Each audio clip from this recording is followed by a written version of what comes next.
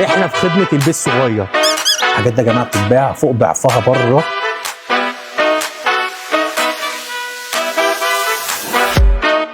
بما ان انا بقى يعني مستخدم لهذه العربه، انا عارف عنها تفصيلات كتيره جدا.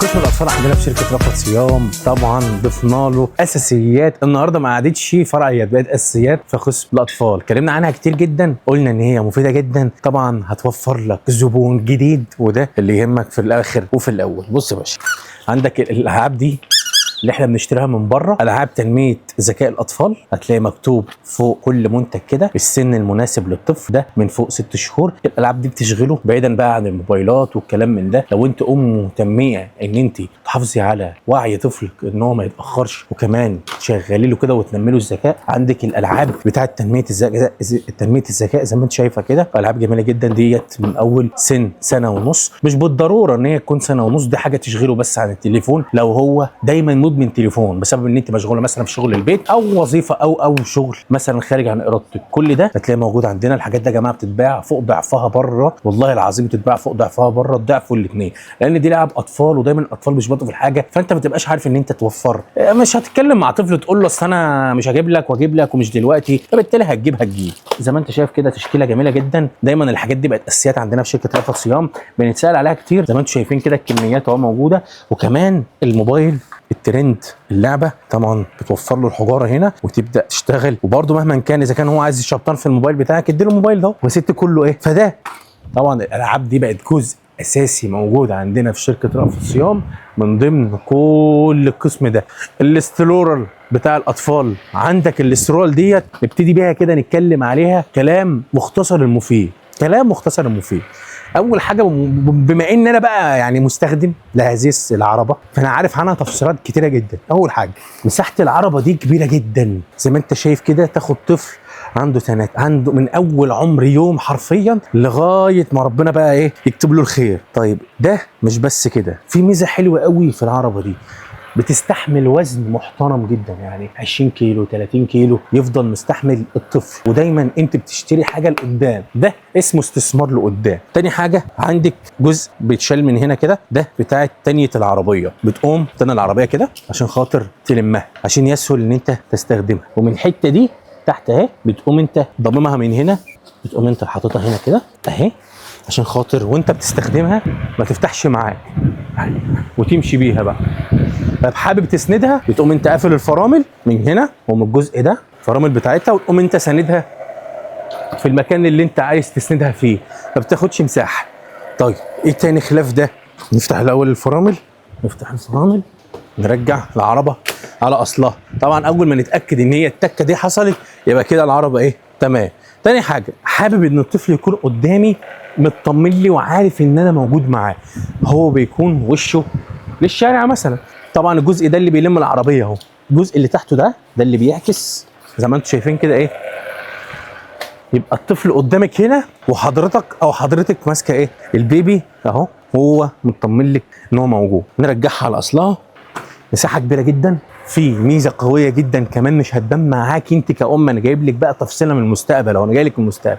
الطفل لما بيبدا يمشي هتلاقيه بقى هنا عايز يقعد هنا، والحمل كله بيجي عند العجلتين اللي قدام. دايما في العربات اللي هي رخيصه وعندهم مشكله في الماتيريال، هتلاقي ان انت ما بتبقاش عندك القدره لما الطفل يجي يقعد هنا الحته دي كده ويبدا يبص بقى للشارع ويبقى ماسك هنا، ان انت تحركي العربه من قدام. لما الطفل بيتقل على الحته دي انسي ان هي تتحرك. ده في العربات اللي سعرها قليل، مش بالضروره، انا بكلمك عن نفسي، انا بكلمك عن المنتجات اللي عندي. في العربات اللي سعرها قليل وجودتها قليله، انت مثلا رايحه مصيف هتعملي ايه في الرمل؟ اذا كان العربه اصلا اللي انت جايباها مش بالقدره او مش بالامكانيه ان هي تستحمل مثلا المشي، والبيبي اصلا ايه لسه صغير، ما بالك لما يكبر مثلا ويبدا بقى ان هو تقله كله بمعنى اصح يتحط في الجزء اللي قدام، والجزء اللي قدام اصلا هو ده اللي بيحرك العربه نفسها. انت الزامك من العربه ان انت تمشي بيها كده، تحركها ميل كده اهو، تمشي معاكي شمال، يبقى كده تمشي معاكي يمين.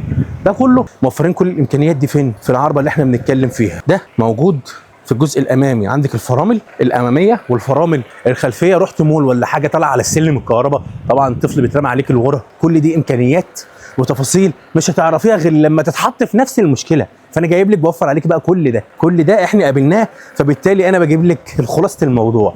عندك اماكن تخزين هنا تحطي ازازه الميه مثلا اللي هي بتستخدمه الطفل او الطفل بيستخدمه، تمام. الجزء ده مساحته كبيره جدا عشان الشمس. الجزء ده بيطلع وينزل زي كده اهو. ده الجزء اللي احنا بنشد منه، بنضغط عليها كده طبعا ضغطه، ونفضل نسحب نسحب نسحب لغايه ما الجزء الامامي يبقى الطفل ساند وشايفك بمعنى اصح. حبينا نفكه بنفكه عادي، ونضغط على نفس الزرار ونفتح. اماكن تخزين زي ما انت شايفه كده. طبعا الحته دي بالنسبه لي انا اختراع الاختراعات، مساحتها كبيره جدا، تحط فيها شنطه حضرتك وشنطه الطفل واي حاجه، اي عايزه تحط فيها بني ادم تحت تحط عادي مفيش مشكله. الحته دي يا جماعه محدش يستهون بيها. كل ما تكون مساحه تخزينها عاليه كل ما يكون الحاجه اللي انت هتشيلها بقى وتشيلي همها اصلا هتحطها هنا، فبالتالي انت ماشيه معاكي حل سحري، بتشيل في الطفل وتشيلي منتجاتك كلها وتشيلي كل كاسك. طبعا العربه ديت تستاهل المبلغ اللي هيدفع فيه. موجود في شركه رأفت صيام عندنا منها اكتر من لون، اللون الكحلي، اللون الجراي، وكمان اللون الاسود. طبعا الحمد لله انا خدته. فكل ده هتلاقيه بكميات، ده عربه واحده بامكانيات موجوده، فعربه واحده من اللي موجوده عندنا في شركه رأفت صيام. لكل سن معين هتلاقي موجود السن او الطفل، يعني كل سن طفل معين محتاجه له عربيه هتلاقيها موجوده، فئات سعريه مختلفه، امكانيات مختلفه. كل ده في شركه رأفت صيام. تعليم الطفل المشي، يبدا ان هو ياخد الخطوات بتاعته. طبعا الحاجات دي يا جماعه بتتعان وما بيحصلهاش اي مشكله بفضل الله. مش هتلاقي معاك مشكله، يعني انت مش هتشتري لكل طفل عربه من دي، انت بتعملي استثمار لقدام، بتشتري النهارده بسعر النهارده وربنا يكرمك قدام ان شاء الله. كل الحاجات ديت بتبقى بتتعان. ده جزء صغير برضه من فكره انت ممكن توفرها عندك في المحل بتاعك عشان خاطر يجيب لك دخل مستمر. حلاوه القسم ده يا جماعه ان هو مش ملابس بس، لا ده تكمله لشغل شغال طول السنه. دايما بقول لك الشغل ده شغال طول السنه، مش شغل مواسم زي البيتي او زي مثلا الاطفال اللي هو السنين اللي هو الخروج والبيجامات والكلام من ده. شغل مواليد، كل شويه بيجي لنا مولود، كل شويه بنبقى نحتاج للمولود ده في كل 3 شهور على الاقل حاجات جديده. النهارده انت بتشتريها مره واحده بس بكواليتي محترمه جدا من شركه رأفت صيام. ده جزء صغير كنا بنعرضه لك. طبعا نسيت اقول لك ان ديت لها ناموسيه عشان خاطر تبقى تفرضها على الطفل. يا باشا انت معاك سرير متنقل حرفيا، احنا في خدمه البيت الصغير، احنا في خدمه الانسه الصغيره. ده موجود في عربه واحده في شركه رأفت صيام. طب هو ده النوع الوحيد اللي عندكم؟ لا، عندنا انواع كتيره جدا جدا جدا، بس انا بديك خلاصه استخدام انا الشخصي. طبعا مع مساحات تخزين